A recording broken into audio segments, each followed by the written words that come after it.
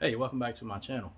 Working on a 1989 Jeep Wrangler with a 4.2 liter engine in it, and the exhaust is leaking where the downpipe connects to the exhaust manifold.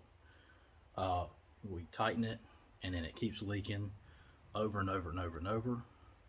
What we come to find out is that the driver's side motor mount is busted, and what it's doing is when you tighten it up and you start it up and you get going down the road about a mile or two, the torque of the engine is pulling the motor mount excessively, and it is allowing the downpipe to separate from the exhaust manifold. Um, so you just basically have to change your motor mount. I'm going to change both of them. They're pretty easy to do. Take about an hour. Try to do it by yourself if you don't have a lift or anything like that.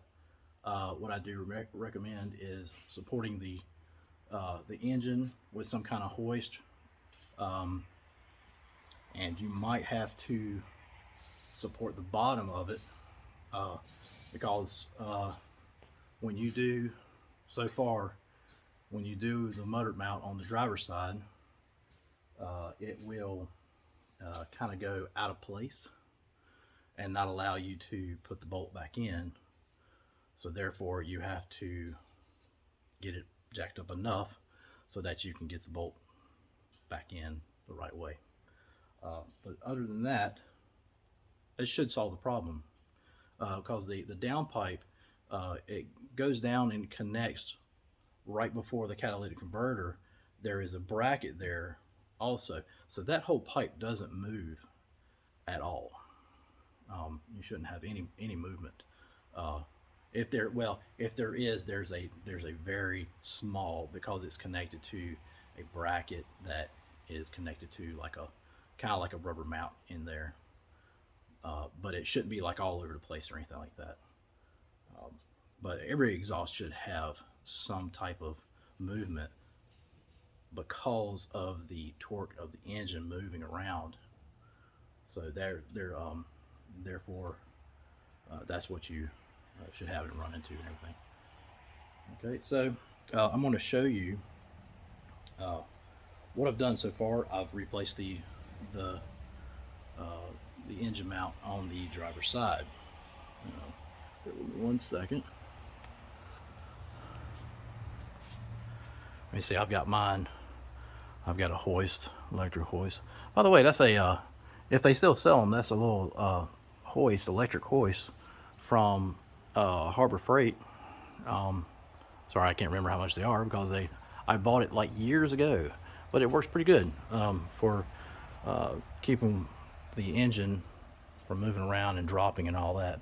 But as you see, this is your driver's side motor mount right here. Okay, you got to take out this bolt. Take this bolt out second. There's one that's back underneath right here. It's a nut actually, because there's a stud that's connected to this motor mount. So underneath, you just get up underneath, you take the nut out, and then come up here and take this one out. And then as you take that one out, everything's going to be kind of free, with the engine that's supported by the hoist. And then you just put your wrench right here and put your wrench right there, and you just loosen this nut up and you take it off. And then as long as you don't have any pressure on the engine pushing down, you can push that pin right out. And then you just reverse putting it back together. And then right in here is where the exhaust is leaking. Right in there. There's your manifold, and that's your downpipe.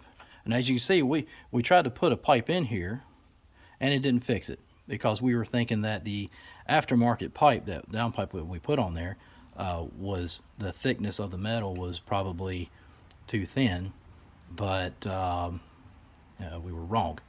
So there's no gasket that goes in here or anything like that. It's not made with a gasket. Which you got male and the female, and you got a stud coming out of each side of the exhaust manifold. There's a nut going on each side, and you just bolt it back up, and that's it. That's all there is to it. So hopefully that helped everybody.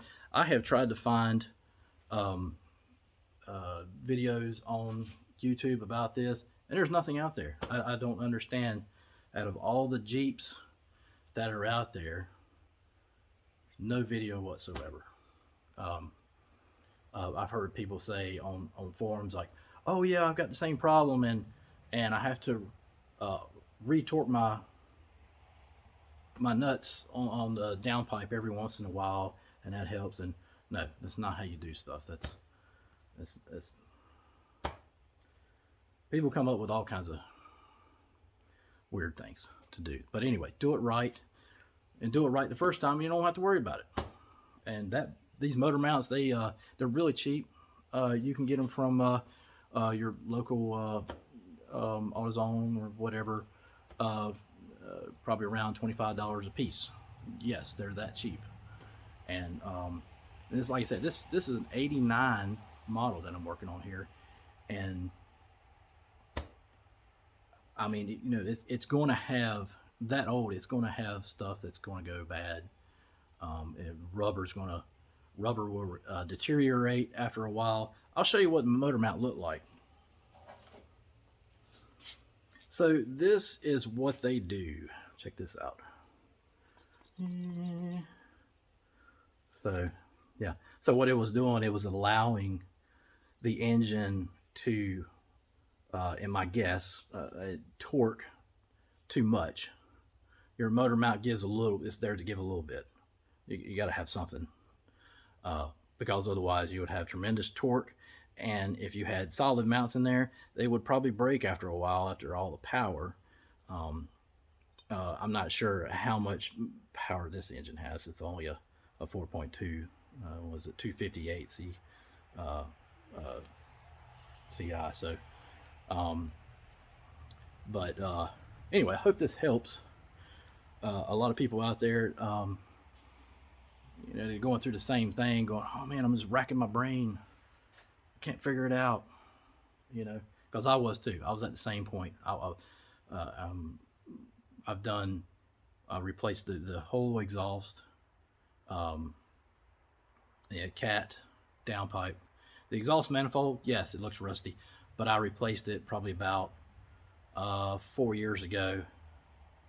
So with all the moisture, I'm here in North Carolina, so we got a lot of moisture, so we get that. But it's not as bad as upstate. Upstate, you got cars up there rusting away, salt and everything. You couldn't give me an upstate car. I don't want to deal with all the rust and everything. So, but anyway, this yes, this manifold is a little rusty. And what I'll probably end up doing, I'll probably end up upgrading to a nice header. Apparently they make a nice header for it, steel, instead of the cast iron header. Never been fond of the cast iron. Cast iron tends to crack after a long time, and yeah, I just never liked cast iron. You can't really weld cast iron. It's supposed to be brazed. I've seen people try to weld it before, and it kind of works, then it ends up cracking and breaking, and not worth it. But anyway, I'm gonna shut my mouth now. I hope y'all like the video. You know, hope to y'all like and subscribe, and ring your bell for a notification. And if you got any questions or anything, feel free to ask. You know, my door's always open. Thanks, y'all.